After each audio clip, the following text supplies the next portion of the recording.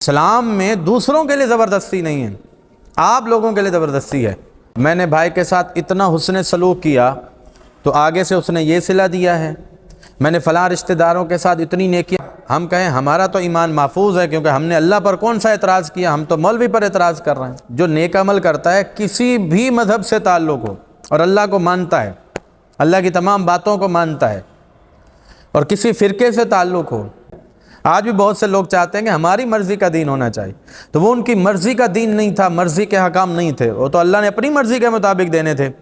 الحمدللہ رب العالمین والصلاة والسلام علی خاتم الانبیاء والمرسلین وعلی آلہ واصحابہ اجمعین، اما بعد فاعوذ باللہ من الشیطان الرجیم، بسم اللہ الرحمن الرحیم۔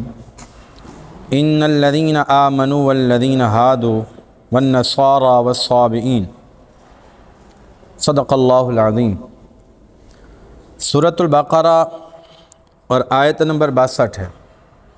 اس سے قبل آپ نے پہلے سماعت فرمایا بنی اسرائیل نے اللہ تعالیٰ کی نعمتوں کی کس قدر ناقدری کی، ناشکری کی، تو اللہ تبارک و تعالیٰ نے اس ناقدری اور ناشکری کے نتیجے میں ان پر عذاب مسلط فرمایا، ان کو محتاج بنا دیا، ذلت اللہ نے ان کو پہنا دی، اور اب اللہ رب العالمین اچھے لوگوں کا تذکرہ فرما رہا ہے، اور اچھے لوگوں کے لیے انعام، اکرام، اجر، ثواب کا ذکر فرما رہا ہے کہ جو برے لوگ ہیں ان پر تو ذلت ہوگی، محتاجی ہوگی، اور جو اچھے لوگ ہیں ان کے لیے کیا انعام ہوگا، کیا احسان ہوگا، اور وہ اچھے لوگ ہیں کون، ان کی پہچان کیا ہے، نشانی کیا ہے، یہ اللہ رب العالمین نے اب ارشاد فرمایا ان الذین آمنوا، بے شک وہ لوگ جو ایمان لائے، زبان سے ایمان لائے، والذین ہادوا، اور جو لوگ یہودی ہوئے، والنصارى، اور عیسائی، والصابئین، اور ستاروں کی پوجا کرنے والے، تو یہ جتنے بھی لوگ ہیں، تو یہ اللہ تعالیٰ نے 4 ہی فرقوں کا ذکر کیا، اور مطلب یہ ہے کہ دنیا جہان میں جتنے بھی لوگ ہیں، جتنے بھی مذہب کے ماننے والے ہیں اور جتنے بھی فرقوں کے ماننے والے ہیں، تو ان میں جنتی کون ہے؟ تو یہ اللہ نے فرما دیا من آمن باللہ والیوم الآخر، وہ فرقہ، وہ مذہب، وہ جماعت، وہ گروہ جو اللہ کو مانے، اللہ پر ایمان رکھے، والیوم الآخری، اور آخرت کے دن پر ایمان رکھے، وعمل صالحا، اور صرف ایمان کافی نہیں ہے، نیک عمل بھی کرے، فلہم اجرہم، ایسے لوگوں کے لیے، یعنی ان کے لیے ان کا اجر عند ربہم، ان کے رب کے پاس ہے، اللہ ان کو اجر عطا فرمائے گا۔ یعنی عند ربہم کہا کہ ان کے رب کے پاس ان کا اجر ہے، مطلب یہ ہے کہ تم اپنے نیک اعمال کا اجر اور صلہ لوگوں سے مت مانگو، لوگوں سے تلاش نہ کرو۔ مثال کے طور پر کہتے ہیں نا، میں نے بھائی کے ساتھ اتنا حسن سلوک کیا تو آگے سے اس نے یہ صلہ دیا ہے، میں نے فلاں رشتہ داروں کے ساتھ اتنی نیکیاں کیں، آگے اس نے یہ کیا میرے ساتھ۔ تو بھئی آپ جو دوسروں کے ساتھ حسن سلوک کر رہے ہو، نیکیاں کر رہے ہو، تو یہ صلہ آپ لوگوں سے مت مانگو۔ اس دور میں قرض دو، احسان کرو، حسن سلوک کرو، گھر بنا کر دو، زمین دو، کچھ بھی دو، لیکن ان لوگوں سے امید مت رکھو کہ وہ آپ کو اس کا صلہ دیں گے، اللہ سے امید رکھو۔ آپ کے نیک عمل کا اجر ان لوگوں کے پاس نہیں ہے، اس لیے نماز بھی پڑھنی ہے تو لوگوں کے لیے مت پڑھو، روزہ بھی رکھنا ہے لوگوں کے لیے مت رکھو، زکوٰۃ دینی ہے لوگوں کی خوشنودی کے لیے، رضا کے لیے، دنیا میں جو بھی نیک عمل کرنا ہے لوگوں کے لیے مت کرو، اللہ کے لیے کرو۔ اجر کس نے دینا ہے؟ اللہ نے اجر دینا ہے، تو اللہ کے لیے کرو۔ ولا خوف علیہم، ایک تو اللہ ان کو اجر عطا فرمائے گا، اور دوسرا یہ کہ ان پر کوئی خوف نہیں ہوگا۔ خوف نہ ہونے کا مطلب ایک تو یہ ہے کہ قیامت کا خوف نہیں ہوگا، قیامت میں یہ لوگ بڑے عیش آرام سے ہوں گے، باقی سارے خوف زدہ ہوں گے، کہیں ہمیں عذاب میں نہ ڈال دیا جائے، جہنم میں نہ پھینک دیا جائے، لیکن یہ نیک عمل کرنے والے اس خوف سے آزاد ہو جائیں گے۔ اور ولا ہم یحزنون، اور انہیں کوئی پریشانی بھی نہیں ہوگی۔ پریشانی کا مطلب یہ بھی ہو سکتا ہے کہ جو اللہ ان کو نعمتیں دے گا، جنت دے گا، مقام دے گا، مرتبے دے گا، شانیں دے گا، تو انہیں یہ خوف پریشانی نہیں ہوگی کہ یہ ہم سے چھین لیے جائیں گے یا چلے جائیں گے یا ہم سے کوئی لے لے گا۔ دنیا میں یہ پریشانیاں ہوتی ہیں۔ آج آپ نے زمین بنا لی، دکان بنا لی، کاروبار بنا لیا، تو آپ کو یہ خطرہ ہوتا ہے کہ کہیں چوری نہ ہو جائے، قبضہ نہ کر لے، کہیں قتل نہ کر دے، کہیں یہ نہ ہو جائے، وہ نہ ہو جائے۔ یہ یہاں پر خوف ہوگا، پریشانی ہوتی ہے، رہتی ہے، لیکن آخرت میں کوئی خوف نہیں، کوئی پریشانی بھی نہیں، کسی قسم کا غم بھی نہیں ہوگا۔ اور آگے اللہ رب العالمین اس میں اللہ تعالیٰ نے ایک اور بات کی طرف اشارہ فرما دیا، اور وہ یہ ہے کہ صرف زبان سے ایمان لانا کافی نہیں ہے، وہ تو منافقین بھی ایمان لاتے تھے۔ تو زبان سے ایمان لانے والوں کو اللہ نے فرمایا کہ سچے دل سے ایمان لاؤ، اللہ کو مانو اور آخرت کو مانو۔ ایک تو یہ اللہ رب العالمین بتا دیا، اور دوسری بات یہ بھی اللہ نے بتا دی کہ اللہ کو ماننے کا مطلب یہ نہیں کہ جی میں اللہ کو مانتا ہوں۔ اللہ کو ماننے کا مطلب ہے اس کی ہر بات کو سچ ماننا۔ اللہ نے فرما دیا محمد اللہ کے رسول ہیں، تو آپ کہو جی ہم مانتے ہیں محمد اللہ کے رسول ہیں۔ اللہ نے فرمایا نماز قائم کرو، نماز تم پر فرض ہے، تو آپ کہو جی ہم مانتے ہیں نماز فرض ہے۔ روزہ فرض ہے تو ہم مانتے ہیں روزہ فرض ہے۔ اللہ نے فرمایا زکوٰۃ فرض ہے، تو آپ کہو ٹھیک ہے ہم مانتے ہیں زکوٰۃ فرض ہے۔ اللہ نے فرمایا حج فرض ہے، تو آپ کہو جی ہم مانتے ہیں حج فرض ہے۔ اللہ نے جو جو چیزیں قرآن میں بیان کی ہیں، جو باتیں بیان کی ہیں، ان سب کو مانو، تسلیم کرو، ہاں یہ ٹھیک ہیں، یہ درست ہیں۔ لیکن آج سب بہت بڑا مسئلہ ہے کہ یہ بھی ہے، وہی باتیں جب مولوی بیان کرتا ہے نا، کوئی عالم دین بیان کرتا ہے، تو ہم اس پر اعتراض کر رہے ہوتے ہیں، اور ہم سمجھتے ہیں کہ یہ تو ہم مولوی پر اور عالم پر اعتراض کر رہے ہیں۔ لیکن حقیقت میں کیونکہ ہم خود اٹھا کر تو نہیں دیکھتے نا قرآن، تو بھئی آپ خود قرآن اٹھا کر دیکھیں تو آپ کو پتہ چلے گا۔ تو یہ آپ مولوی پر یا عالم پر اعتراض نہیں کر رہے ہوتے، آپ تو قرآن پر اعتراض کر رہے ہوتے ہیں، یا اللہ پر اعتراض ہو رہا ہوتا ہے، ڈائریکٹلی نہیں، انڈائریکٹ اللہ پر اعتراض ہو رہا ہوتا ہے۔ اس سے بھی بچنا چاہیے، کہیں ایمان خطرے میں نہ پڑ جائے، کہیں ایسا نہ ہو کہ مولوی یا بیچ اس کی سہارا لے کر ہم کہیں ہمارا تو ایمان محفوظ ہے کیونکہ ہم نے اللہ پر کون سا اعتراض کیا، ہم تو مولوی پر اعتراض کر رہے ہیں۔ تو بھئی مولوی اپنی طرف سے کون سی بات کر رہا ہے، اللہ کی بات ہی کر رہا ہے۔ یہ بات بھی معلوم ہوئی کہ اللہ رب العالمین کے ہاں ہر بندہ جو نیک عمل کرتا ہے، کسی بھی مذہب سے تعلق ہو اور اللہ کو مانتا ہے، اللہ کی تمام باتوں کو مانتا ہے، اور کسی فرقے سے تعلق ہو، وہ سارے کے سارے کون ہیں؟ تو وہ فرقہ رہا نہیں نا، وہ یہ فرض کریں وہ اپنے آپ کو فلاں فرقے سے تعلق سمجھتا ہے، لیکن مانتا اللہ کی ہے اور اللہ کے رسول صلی اللہ علیہ وسلم کی مانتا ہے، اور آخرت کے دن پر یقین رکھتا ہے وہ کسی بھی فرقے کا، تو وہ بندہ بھی کیا ہے؟ جنتی ہے۔ لیکن کیونکہ اس کو اگر وہ فرقہ غلط ہو بھی صحیح، تو اس بیچارے کو تو نہیں پتہ کہ فرقہ غلط ہے، کیونکہ وہ تو اپنے بد مذہب ماں باپ کے ہاں پیدا ہوا، تو اس نے بد مذہب ہی ہونا تھا۔ تو بہرحال کسی بھی فرقے کا ہو، کسی بھی مذہب کا ہو، جو اللہ کو مانتا ہے، اللہ کی تمام باتوں کو مانتا ہے، اللہ کو ماننے کا مطلب تمام باتوں کو ماننا اور آخرت پر ایمان رکھنا، وہ بندہ مومن ہے، وہ بندہ جنتی ہے، اور وہ رسول اللہ کا غلام ہے۔ وَإِذْ أَخَذْنَا مِيثَاقَكُمْ، اب اللہ نے آگے بنی اسرائیل کا پھر ذکر فرمایا ایسے نہ ماننا جیسے یہ مانتے تھے، ایسے نہ ماننا، پرہیز بتایا جا رہا ہے۔ پہلے اللہ تبارک و تعالیٰ نے بتایا ایمان لاؤ، لیکن ایمان بچانا چاہتے ہو تو ان کی طرح مت ہو جانا۔ اور وہ کیا؟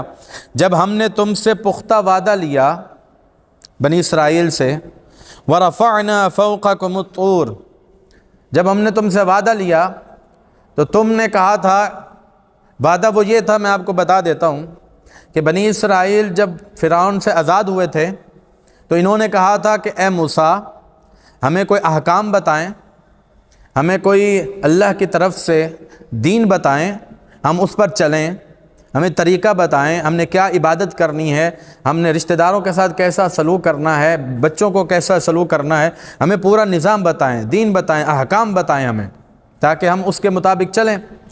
تو حضرت موسیٰ علیہ السلام نے فرمایا اگر اللہ نے کتاب نازل فرمائی، تمہیں احکام دیے تو تم مانو گے، عمل کرو گے؟ انہوں نے کہا ہاں جی عمل کریں گے، ہمارا آپ سے وعدہ ہے، ہم عمل کریں گے۔ بڑا پختہ وعدہ لیا، اور یہ خود کہتے تھے کہ بار بار اللہ سے عرض کریں کہ اللہ ہم پر احکام نازل فرمائے، ہمیں دے، بھئی یہ کرنا ہے، یہ نہیں کرنا، وہ کرنا ہے، یہ نہیں کرنا، یہ ساری چیزیں اللہ ہمیں بتائے تاکہ ہمیں پتہ چلے ہم نے کیسے زندگی گزارنی ہے۔ تو اللہ تعالیٰ کی طرف سے موسیٰ علیہ السلام نے ان کو بار بار کہا مانو گے، عمل کرو گے؟ ہاں جی عمل کریں گے، کیوں نہیں کریں گے؟ اللہ نے فرمایا، موسیٰ علیہ السلام نے کہا ٹھیک ہے پھر میں اللہ کی بارگاہ میں عرض کرتا ہوں۔ تو تورات لینے کے لیے چلے گئے، اور جب تورات لے کر آ گئے بنی اسرائیل کے پاس اور کہا کہ دیکھو اللہ نے یہ احکام دیے ہیں، تو بنی اسرائیل نے کہا دکھاؤ کیا کیا اللہ نے احکام دیے ہیں۔ تو جب بنی اسرائیل نے وہ تورات کتاب پڑھی جو موسیٰ علیہ السلام پر نازل ہوئی تھی، تو انہیں احکام بڑے سخت لگے، ان کی مرضی کے احکام نہیں تھے، اور یہ چاہتے تھے کہ ہماری مرضی کا دین ہونا چاہیے۔ آج بھی بہت سے لوگ چاہتے ہیں کہ ہماری مرضی کا دین ہونا چاہیے، تو وہ ان کی مرضی کا دین نہیں تھا، مرضی کے احکام نہیں تھے، وہ تو اللہ نے اپنی مرضی کے مطابق دینے تھے۔ تو انہوں نے کہا نہیں نہیں نہیں، اس پر تو ہم نہیں عمل کر سکتے، اے موسیٰ یہ بڑے مشکل احکام ہیں ہمارے لیے، ہمیں تو کوئی سیدھا سیدھا آسان طریقہ بتائیں، ہم اس پر چلیں، یہ احکام تو ہم سے عمل نہیں ہو سکتا۔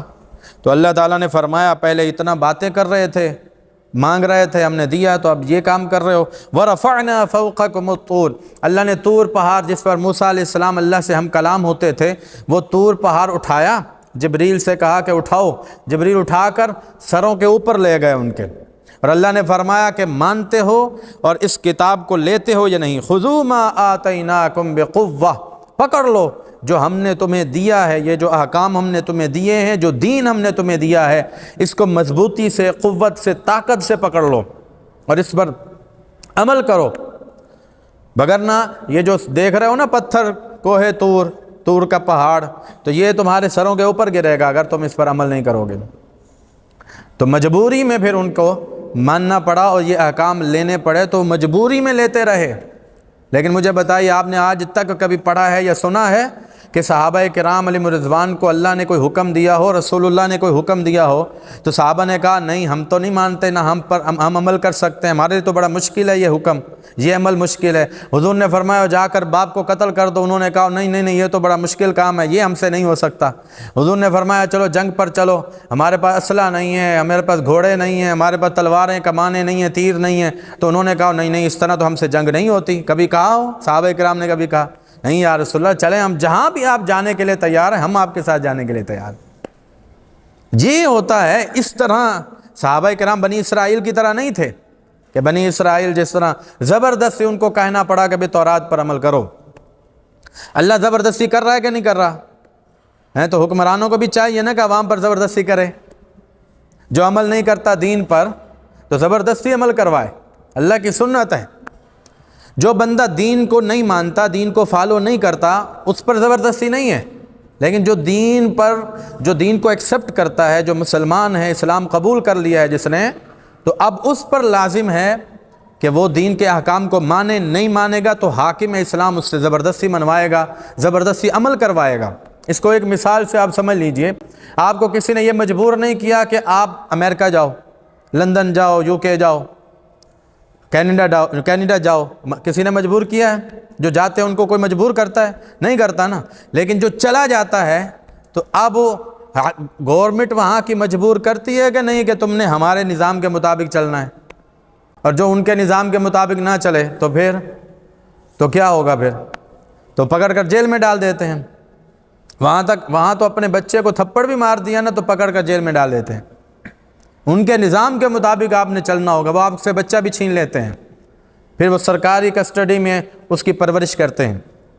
تو بھائی جو بندہ ایکسیپٹ کر لیتا ہے اسلام، وہ یہ نہیں کہہ سکتا جی اسلام میں زبردستی نہیں ہے، اسلام میں دوسروں کے لیے زبردستی نہیں ہے، آپ لوگوں کے لیے زبردستی ہے۔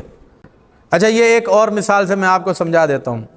کوئی بندہ بیمار ہو گیا، آپ کا بچہ خدا نخواستہ بیمار تو ہوتے ہیں، کوئی بندہ بھی آپ سے تعلق رکھنے والا وہ بیمار ہو جاتا ہے، آپ ڈاکٹر کے پاس جاتے ہو، ڈاکٹر کہتا ہے کہ یہ آپ دوائی لیں، اس کو دیں، ٹھیک ہو جائے گا۔ دوائی اس کے حق میں بہتر ہوتی ہے کہ نہیں ہوتی؟ لیکن اس بچے کو پتہ نہیں، وہ اس کو کڑوی لگتی ہے، وہ کہتا ہے نہیں یہ تو مجھے کڑوی لگ رہی ہے، میں تو نہیں کھاتا، ایسا ہی کہتا نا بچہ، تو آپ کیا کرتے ہو؟ آپ کہتے ہو ٹھیک ہے بیٹا، کون سی زبردستی ہے؟ ہیں جی، علاج میں کوئی زبردستی نہیں۔ کبھی آپ نے کہا علاج میں زبردستی نہیں؟ نہیں، آپ نے کبھی نہیں کہا۔ آپ زبردستی پلاتے ہو، خبردار پیو نہیں تو ہم زبردستی آپ کا منہ کھول کے دوائی پلائیں گے، آپ کو دوائی کھلائیں گے۔ ایک دو تھپڑ بھی مارنے پڑے نا تو تھپڑ بھی مار دیتے ہو۔ کس وجہ سے؟ کہ دوائی پیو۔ کیوں بھائی دوائی زبردستی کیوں پلا رہے ہو؟ کیونکہ اس کے پیچھے آپ کی یہ سوچ ہے کہ یہ دوائی اس کے حق میں بہتر ہے۔ اگر ہم نے اس کو دوائی نہیں دی، زبردستی نہ کی، تو پھر یہ بہت بڑی بیماری بھی بن سکتی ہے، مر بھی سکتا ہے۔ تو یہی سیم صورتحال ہے۔ اگر اللہ رب العالمین کی طرف سے یہ زبردستی نہ ہو نا بندوں پر، تو یہ سارا نظام ہی بگڑ جائے، اور بگڑا ہوا ہے کہ نہیں ہے جب سے یہ زبردستی ختم ہوئی۔ اللہ نے فرمایا وَاذْكُرُوا۔ اچھا دیکھیں یہاں پر ایک لفظ استعمال کیا اللہ تعالیٰ نے، خُذُوا۔ یہ لفظ استعمال کیا جاتا ہے مادی چیزوں کے لیے، یعنی پیسوں کے لیے۔ جب پیسوں کی بات ہوتی ہے نا تو کہا جاتا ہے خُذُوا، لے لو، پیسے لے لو۔